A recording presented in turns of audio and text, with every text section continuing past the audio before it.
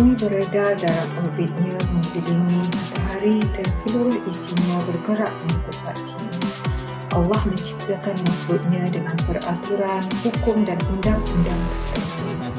Dari sekecil makhluk seperti virus yang memainkan peranan berterusan membawa penyakit, membiak dan meredah, sehinggalah sebesar-besar ciptaan iaitu menghasilkan planet dan bintang. Inilah hukum alam atau law of nature atau sunnatullah. Salah satu persiapan kita untuk mengetahui apa yang akan berlaku ialah mengetahui sunnatullah.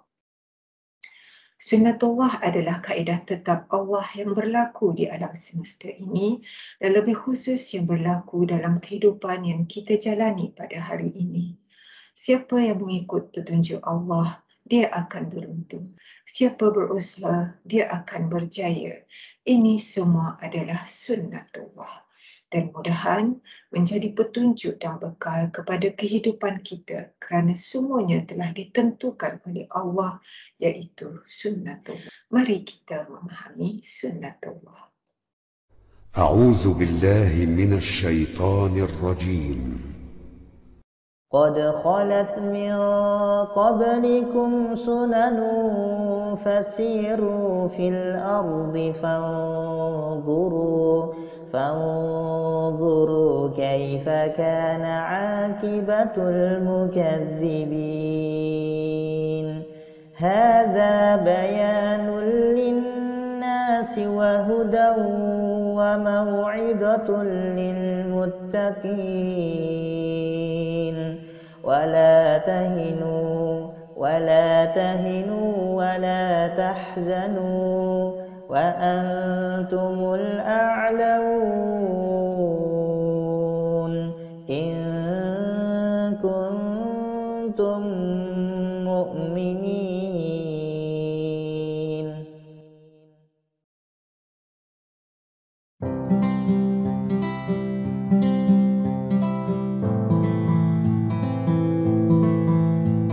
Assalamualaikum warahmatullahi wabarakatuh.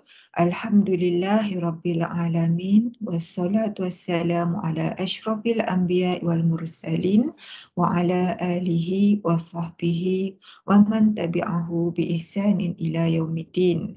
Alhamdulillah, bersua kita sekali lagi untuk PDPR Pendidikan Islam Tingkatan 4 KSSM, dan pada hari ini kita akan teruskan dengan satu tajuk baru di bawah bidang Al-Quran, iaitu pelajaran yang kelima yang bertajuk Memahami Sunnatullah. Jadi ayat yang akan kita bincangkan dan akan kita perincikan serta yang kita akan fahami ialah surah Al-Imran ayat 137 hingga 139.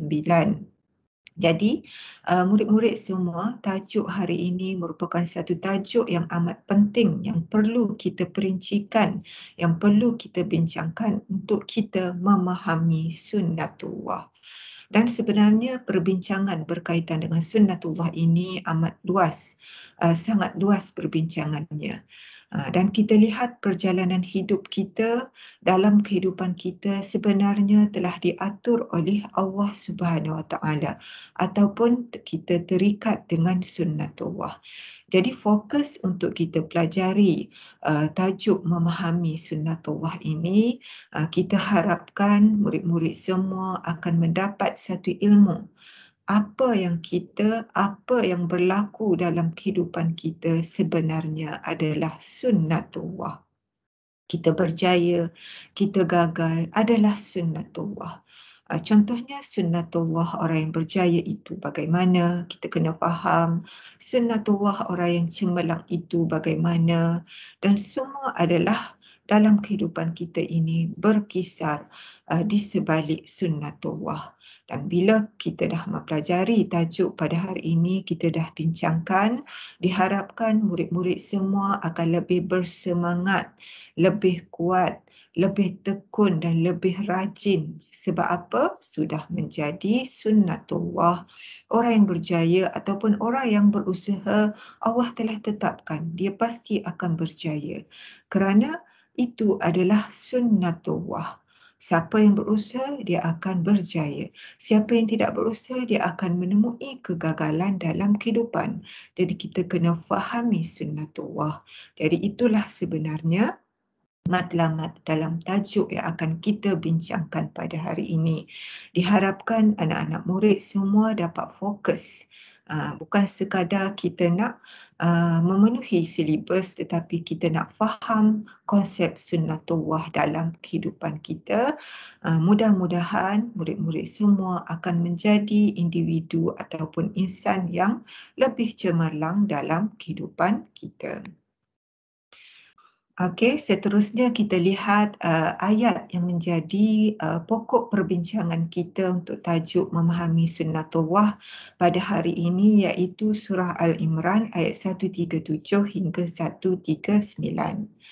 Kita lihat maksud ayat. Qad khalat min qablikum sunanun. Maksudnya sesungguhnya, qad tu sesungguhnya, iaitu penegasan daripada Allah, khalat min qablikum sunanun, sesungguhnya telah berlaku sebelum kamu sunnah-sunnah ataupun peraturan dan ketetapan Allah. Fasiru fil ardi, maka mengembaralah kamu di muka bumi ini.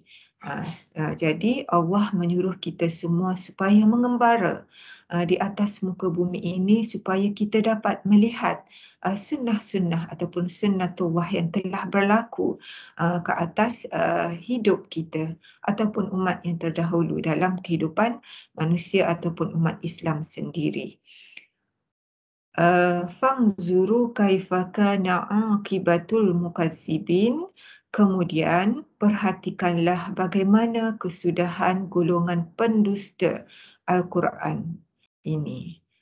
Jadi kemudian selepas kita mengembara, kita dapat melihat, kita dapat perhatikan bagaimana kesudahan golongan pendusta. Kalau kita baca dalam Al-Quran, banyak ayat-ayat keterangan yang menceritakan tentang kemusnahan-kemusnahan umat terdahulu yang menentang ajaran Allah. Haza bayanun linnas. Ini ialah penerangan kepada seluruh umat manusia. Dan wahudan wa mau'izatul lil muttaqin, dan petunjuk serta pengajaran bagi orang yang hendak bertakwa. Jadi Allah terangkan ayat ini.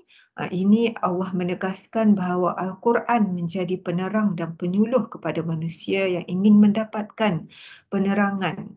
Maka rujuklah Al-Quran. Wala tahinu wala tahzanu, dan janganlah kamu berasa lemah dan janganlah kamu berduka cita. Tahinu lemah, tahzanu jangan berduka cita. Wa antumul a'launa in kuntum mu'minin, padahal kamulah orang yang tertinggi darjatnya jika kamu orang yang beriman. Jangan kamu berasa lemah kerana Allah telah memberi jaminan bahawa kamu adalah orang yang tertinggi darjatnya. Jadi itu ialah surah Al-Imran ayat 137 hingga 139. Okey, seterusnya kita lihat asbabun nuzul. Kenapa Allah turunkan ayat surah Al-Imran ayat 137 hingga 139? Allah turunkan ayat ini kepada siapa sebenarnya? Jadi kita boleh lihat sebenarnya ayat ini Allah turunkan, Allah tujukan kepada para sahabat dan juga Rasulullah sendiri yang ketika itu merasa sangat kecewa daripada daripada kekalahan peperangan Uhud. Rasulullah dan para sahabat kalah dalam peperangan Uhud. Dan Allah turunkan ayat ini sebagai penguat semangat kepada mereka. Kerana mereka sangat kecewa bila mengalami kekalahan. Sedangkan dalam peperangan yang sebelum ini, umat Islam ataupun tentera Islam telah mengalami kemenangan yang besar, tetapi dalam peperangan Uhud mereka mengalami kekalahan. Jadi untuk info, peperangan Uhud ini berlaku antara tentera Islam dengan kafir Quraisy dan berlaku di Bukit Uhud. Ya. Dan sebagaimana yang kita maklum, dalam Islam banyak berlaku peperangan, antaranya perang Badar. Dan dalam peperangan Badar contohnya, umat Islam mendapat kemenangan besar. Tetapi dalam perang Uhud mereka mengalami kekalahan. Jadi sebenarnya kekalahan dalam peperangan Uhud ini adalah sebenarnya telah ditentukan oleh Allah, iaitu sunnatullah. Allah telah tetapkan dalam peperangan Uhud ini umat Islam ataupun tentera Islam akan mengalami kekalahan. Kenapa Allah telah tetapkan kekalahan dalam peperangan Uhud? Kerana kita dapat lihat dalam peperangan Uhud ini tentera Islam seolah-olah terlupa dalam satu perkara, iaitu sunnatullah. Ketetapan Allah dalam setiap peperangan, tentera-tentera Islam mesti mengikut arahan ketua. Jadi dalam situasi ini, tentera-tentera Islam telah ingkar pada arahan Rasulullah sendiri. Rasulullah melarang tentera-tentera Islam turun daripada tempat mereka masing-masing di Bukit Uhud, tetapi mereka mengabaikan arahan daripada ketua mereka. Lalu mereka turun daripada Bukit Uhud untuk merebut harta rampasan perang. Tetapi akhirnya kerana ingkar arahan Rasulullah, akhirnya tentera-tentera Islam telah diserang oleh kafir Quraisy, dan sebab itulah mereka mengalami kekalahan. Jadi asbabun nuzul kita lihat daripada Ibnu Abbas radhiyallahu anhu berkata, ketika para sahabat Nabi sallallahu alaihi wasallam mengalami kekalahan dalam perang Uhud, lalu Rasulullah sallallahu alaihi wasallam berdoa, "Ya Allah, janganlah Engkau biarkan mereka menewaskan kami. Ya Allah, tiada daya melainkan kekuatan-Mu. Ya Allah, tiada lagi yang akan menyembah-Mu kecuali kumpulan kami ini. Maka bantulah kami." Daripada doa Rasulullah ini, Allah turunkan ayat ini. Surah Al-Imran ayat 137 hingga 139 sebagai penguat semangat kepada Rasulullah dan juga para sahabat yang lain. Jadi akhirnya daripada kekalahan dalam peperangan Uhud ini, umat Islam telah sedar walaupun kita mendapat pertolongan daripada Allah, walaupun kita berdoa kepada Allah, tetapi hukum adat iaitu sunnatullah kita mesti ikut. Contohnya dalam peperangan, kita mesti ikut arahan daripada ketua. Kalau kita tak ikut, kita akan mengalami kekalahan. Kerana itu ketetapan Allah atau sunnatullah. Jadi inilah yang kita perlu fahami dalam kehidupan kita. Sunnatullah itu senantiasa berlaku dalam kehidupan kita. Jadi apa yang perlu kita buat? Kita mesti sentiasa memperbaiki amalan kita. Kita mesti sentiasa berusaha dengan tekun dengan sebaik-baiknya jika kita ingin mencapai kejayaan dalam hidup. Kerana itu adalah sunnatullah, dan kita mesti faham konsep sunnatullah dengan sebaik-baiknya untuk kita berjaya dalam hidup kita. Jadi asbabun nuzul ayat ini mudah-mudahan akan menjadi panduan kepada umat Islam dan kita semua pada hari ini untuk kita jalani kehidupan ini mengikut sunnatullah. Kerana ini merupakan rahsia daripada sunnatullah, di mana Allah ini mendidik umat Islam supaya kita faham betul-betul bagaimanakah sunnatullah itu. Daripada kegagalan dalam peperangan Uhud sebenarnya akan membuahkan kejayaan yang lebih besar selepas itu jika kita insaf ataupun mengambil panduan daripada kegagalan yang telah kita lalui sebelumnya. Okey. Lihat konsep sunnatullah ataupun maksud sunnatullah. Sunnatullah ialah sistem dan peraturan yang ditetapkan oleh Allah Subhanahu Wa Taala terhadap semua makhluk dan tiada siapa yang boleh menghalang atau mengubah ketetapan tersebut. Jadi sistem dan peraturan yang telah ditetapkan oleh Allah, yang telah ditetapkan oleh Allah Subhanahu Wa Taala terhadap semua makhluk, tiada satu pun. Maksudnya sistem yang sememangnya telah ditetapkan oleh Allah kepada semua makhluknya, tak ada tertinggal satu pun walaupun sekecil zarah pun tidak terkecuali daripada ketetapan Allah. Walaupun sekecil virus, contohnya virus yang kita hadapi pada hari ini, coronavirus yang menyebabkan COVID-19, itu adalah sunnatullah. Sebenarnya telah ditetapkan oleh Allah. Dan sunnatullah ini tidak akan berubah kecuali dengan izin Allah. Kita kena faham konsep sunnatullah, dia tidak akan berubah kecuali dengan izin Allah. Selain sunnatullah, dalam Islam ini ada syariatullah, iaitu syariat-syariat Allah. Sunnatullah tidak berubah. Sedikit info berkaitan syariatullah. Syariatullah ini boleh berubah mengikut tempat dan zaman. Contoh syariat berkaitan dengan solat Jumaat. Adakah solat Jumaat ataupun syariatullah ini boleh berubah? Syariatullah boleh berubah. Cuba kita lihat pada hari ini. Sebelum ini ketetapan solat Jumaat sebelum PKP, kita bersolat Jumaat seramai 40 orang sekurang-kurangnya syarat. Dan dalam keadaan rapat, saf yang rapat. Tetapi selepas PKP, solat Jumaat kita kena jarak-jarak.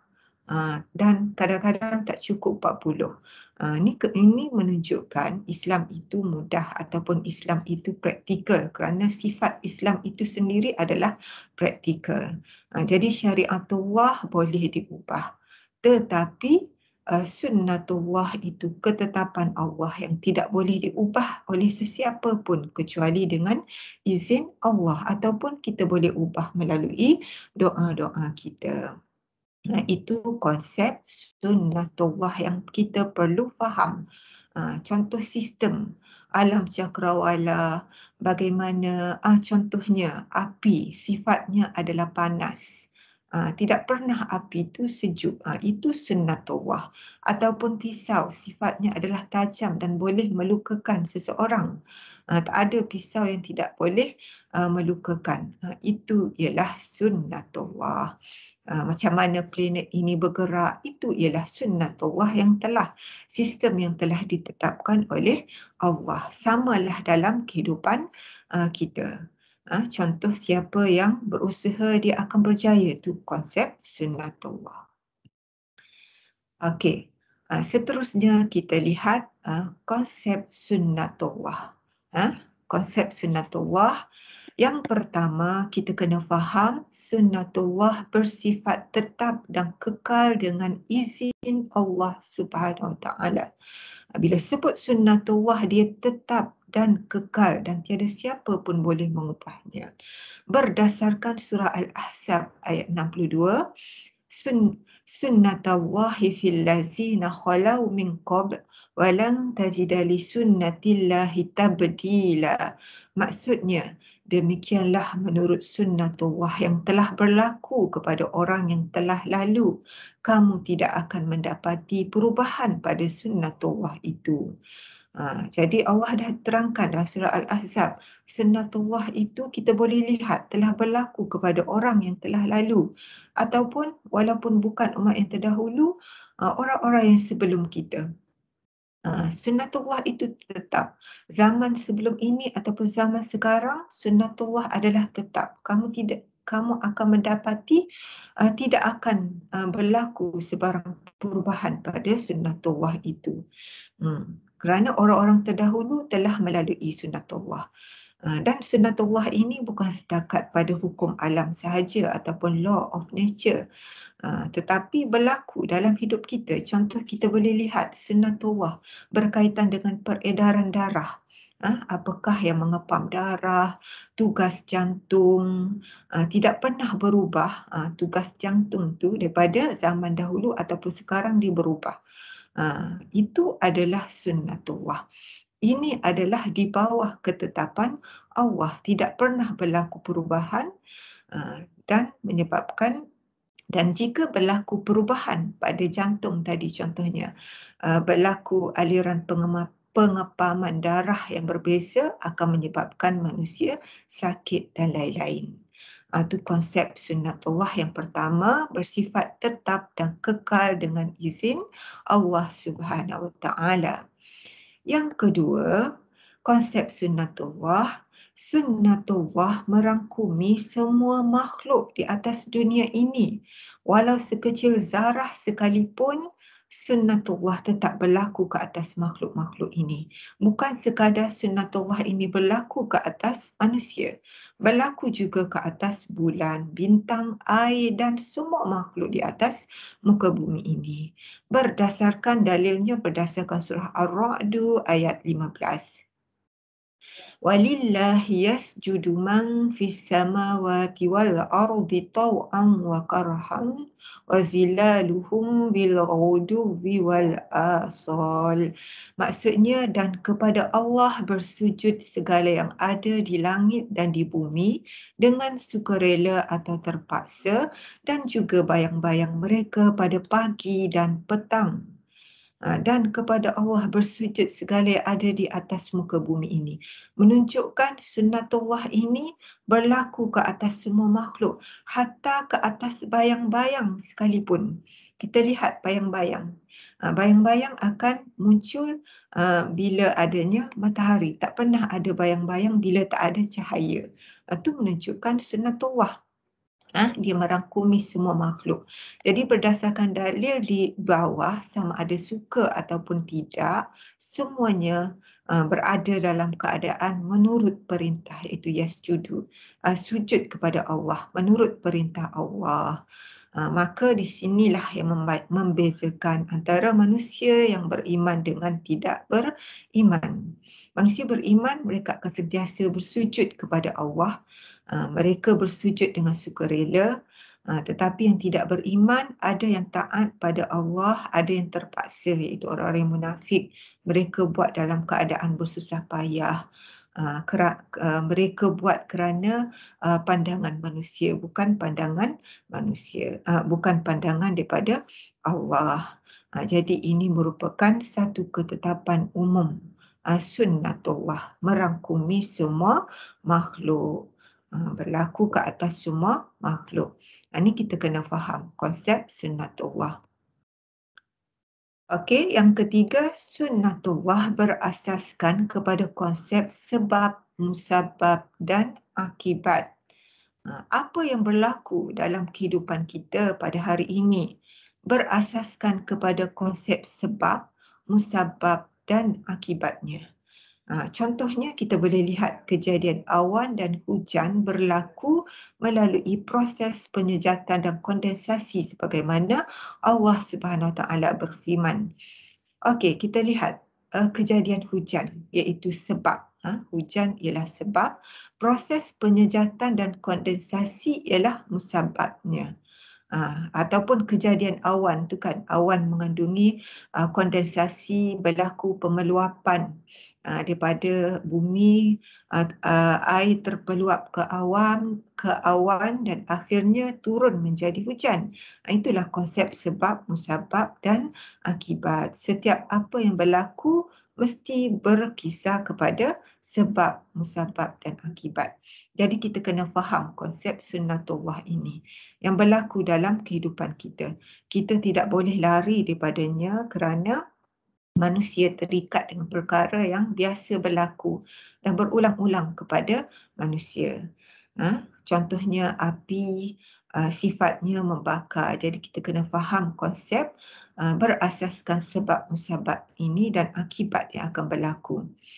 Ataupun siapa yang ingin berjaya, dia kena berusaha. Dan tiada siapa yang boleh menyangkal perkara ini. Okey? Kerana sebabnya akan membawa kepada akibat dan membawa kepada kesan. Itulah konsep sunnatullah yang ketiga, berasaskan kepada konsep sebab, musabab dan akibat. Okey, seterusnya kita lihat kepentingan mengkaji dan meneliti sejarah umat terdahulu. Dalam ayat Allah menerangkan supaya kita mengembara dan melihat apa yang berlaku yang Allah telah terangkan dalam Al-Quran, sejarah umat terdahulu, sejarah kejayaan dan juga kemusnahan umat-umat terdahulu ataupun sunnatullah yang telah berlaku kepada umat-umat terdahulu.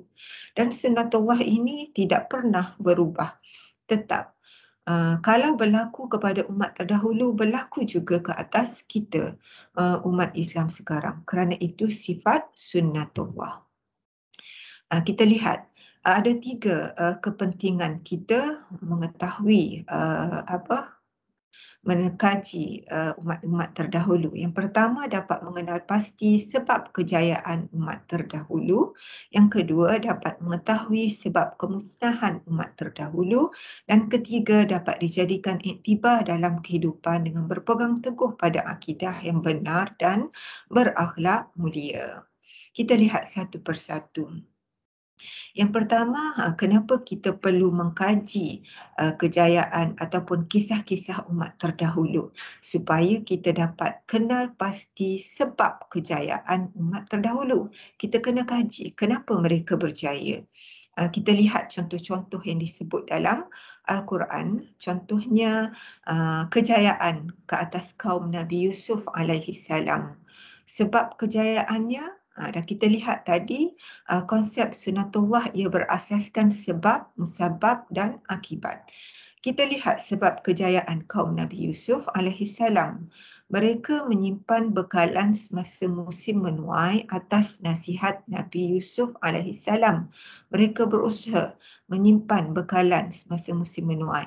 Akibatnya mereka selamat menghadapi kemarau panjang selama 7 tahun. Ini adalah sunnatullah. Contoh yang kedua, kisah Talut dan tenteranya yang menewaskan Jalut. Mereka mempunyai Talut ni dan tenteranya mempunyai kelebihan ilmu pengetahuan dan tubuh yang kuat. Mereka dapat menewaskan tentera Jalut yang ramai. Allah telah merumuskan dalam kejadian ataupun dalam kisah peristiwa ini, walaupun Talut dan tenteranya dalam bilangan yang sedikit berbanding dengan tentera Jalut, tetapi sunnatullah ketetapan Allah, bukan bilangan yang ramai yang menentukan kejayaan pasukan, tetapi kualiti yang ada pada seseorang ataupun pada tentera tersebut. Jadi Talut dan tentera ni mereka mempunyai kualiti, mempunyai kelebihan ilmu pengetahuan dan tubuh badan yang kuat. Walaupun bilangan mereka yang sedikit, mereka berjaya menewaskan tentera Jalut yang ramai. Jadi sunnatullah di sini yang perlu kita fahami ialah tidak semestinya bilangan yang ramai yang menyebabkan hasil kejayaan, tetapi kualiti yang ada pada tim ataupun kumpulan kita yang akan menentukan kejayaan kita. Samalah dalam kehidupan kita. Walaupun bilangan kumpulan kita yang sedikit, kalau kita berkualiti, ia akan menjadi penentu kepada kejayaan. Kerana itu ialah sunnatullah, ketetapan Allah yang Allah telah tetapkan. Okey, ini sebab yang pertama, kita perlu kaji. Sebab yang kedua, kita perlu mengkaji kepentingan yang kedua. Kenapa kita mengkaji umat-umat terdahulu? Supaya kita dapat mengetahui sebab kemusnahan umat terdahulu. Contoh yang kita boleh lihat. Ini juga sunnatullah. Kenapa umat terdahulu musnah? Kita boleh lihat contoh-contoh yang telah disebutkan dalam Al-Quran. Contoh kaum Samud, iaitu umat Nabi Saleh alaihi salam. Mereka dimusnahkan oleh Allah kerana mereka bersifat angkuh dan menuduh Nabi Saleh pendusta. Akibatnya mereka dibinasakan oleh Allah dengan petir dan gempa bumi yang dahsyat. Ini sunnatullah, ketetapan Allah. Allah suruh kita belajar daripada kemusnahan ini. Kenapa mereka musnah? Kerana mereka angkuh. Sunnatullah ialah kita mesti berpegang pada syariat Allah, mesti ikut jangan ingkar kepada Rasulullah yang menyampaikan wahyu daripada Allah. Ataupun dalam keadaan kita sekarang, kita mesti ikut arahan ketua, ikut syariat Islam. Kalau tidak, contohnya kalau kita mengabaikan syariat Islam, kita melakukan perkara yang dilarang. Contoh kaum Samud ni, dia melakukan larangan Allah, mereka dibinasakan. Samalah konsep sunnatullah ini ke atas diri kita sekarang. Kalau kita banyak melakukan kemungkaran, kita akhirnya akan dibinasakan oleh Allah. Jadi itu peringatan kepada kita pada hari ini. Itu ialah sunnatullah. Yang contoh yang seterusnya kaum Lut, iaitu umat Nabi Lut alaihissalam. Mereka ingkar perintah Allah dengan mengamalkan homoseks. Apa yang berlaku kepada mereka? Dibinasakan dengan bumi, diterbalikkan. Homoseks ni kita tahu adalah salah satu larangan daripada Allah Subhanahu Wa Taala. Allah larang. Ini ialah perbuatan yang dilaknati Allah, tetapi mereka ingkar. Daripada keingkaran itu, mereka telah dibinasakan dengan bumi. Mereka diterbalikkan. Samalah dengan kehidupan kita pada hari ini. Contoh kita lihat umat Islam ada yang mengamalkan homoseksual, lesbian ataupun LGBT. Kalau tak ditangani ataupun umat Islam perlu sedar, perlu berdakwah, perlu nahi mungkar tentang perkara-perkara ini. Kalau kita tak buat, suatu hari nanti Allah akan binasakan umat Islam pada hari ini. Kerana itu ialah konsep, itu ialah ketetapan Allah ataupun sunnatullah. Dan ketiga, kita dapat dijadikan iktibar dalam kehidupan dengan berpegang teguh pada akidah yang benar dan berakhlak mulia. Apa yang berlaku sebelum ini ke atas umat terdahulu, kita hendaklah jadikan iktibar dalam kehidupan. Apa yang perlu kita ambil pengajaran, kita hendaklah berpegang teguh pada akidah yang benar dan berakhlak mulia. Kerana sesebuah umat akan teguh, akan maju bila berpegang teguh pada akidah yang benar dan berakhlak mulia. Okey, seterusnya kita lihat kesan memahami sunnatullah. Bila kita dah faham konsep sunnatullah seperti yang Ustazah terangkan tadi, kan sunnatullah ini ialah ketetapan Allah yang tidak berubah, berlaku pada umat terdahulu dan juga tetap sama akan berlaku kepada kita pada hari ini. Jadi kesannya bila kita faham sunnatullah, ada 4 perkara kesannya. Yang pertama, kita akan meyakini setiap yang berlaku dalam kehidupan mengikut ketetapan dan kehendak Allah Subhanahu Wa Taala yang Maha Bijaksana. Apa yang berlaku dalam kehidupan kita ni sebenarnya telah ditetapkan oleh Allah. Kita kena faham konsep ini. Kita gagal, Allah dah tetapkan. Kenapa kita gagal? Mungkin kita tidak berusaha. Sebab tu kita kena faham dengan konsep sunnatullah. Kan, sunnatullah, setiap kejayaan tu ialah usaha kita. Jadi kita kena yakin apa yang berlaku dalam kehidupan Allah telah tetapkan. Dengan izin Allah semuanya. Kesan yang kedua, bila kita faham sunnatullah, kita akan dapat merancang strategi dengan teliti dalam setiap tindakan untuk mencapai kejayaan. Bila kita faham konsep sunnatullah, kita rancanglah strategi kita dengan teliti. Contohnya, murid-murid kamu sebagai pelajar, sudah tentulah kamu inginkan kejayaan dalam hidup. Jadi kena rancang strategi dengan teliti untuk mencapai kejayaan. Siapa yang tidak merancang, tidak buat jadual belajar, tidak ikut jadual yang telah ditetapkan, dia tidak akan mencapai kejayaan. Yang faham konsep ini. Yang ketiga, kesan dia menerima ketetapan Allah Subhanahu Wa Taala dengan bersifat positif dalam setiap keadaan. Apa sahaja yang berlaku ke atas diri kita dalam kehidupan kita, kita kena terima dengan positif kerana itu telah ditetapkan oleh Allah. Dan kita kena jangan sekali-kali kita menyalahkan Allah. Pasti ketetapan Allah yang berlaku ke atas diri kita ada hikmahnya. Mungkin itu peringatan kepada diri kita ataupun balasan di atas perbuatan kita yang ingkar pada perintah Allah. Jadi kita kena terima dengan positif, jadikan setiap ketetapan ataupun kegagalan itu sebagai panduan untuk kita lebih percaya pada masa yang akan datang. Dan kesan yang keempat, bila kita memahami sunnatullah, akan membentuk jati diri dan semangat jihad yang tinggi dalam berdepan dengan cabaran kehidupan.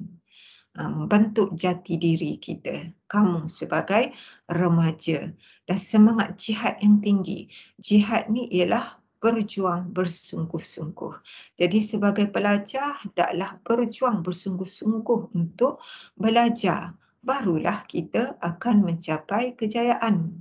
Jadi kita kena faham konsep sunnatullah supaya kita dapat berdepan dengan cabaran kehidupan dengan persediaan yang jitu daripada kita. Okey, dan terakhir sekali kita lihat pengajaran daripada ayat 137 hingga 139 surah Al-Imran.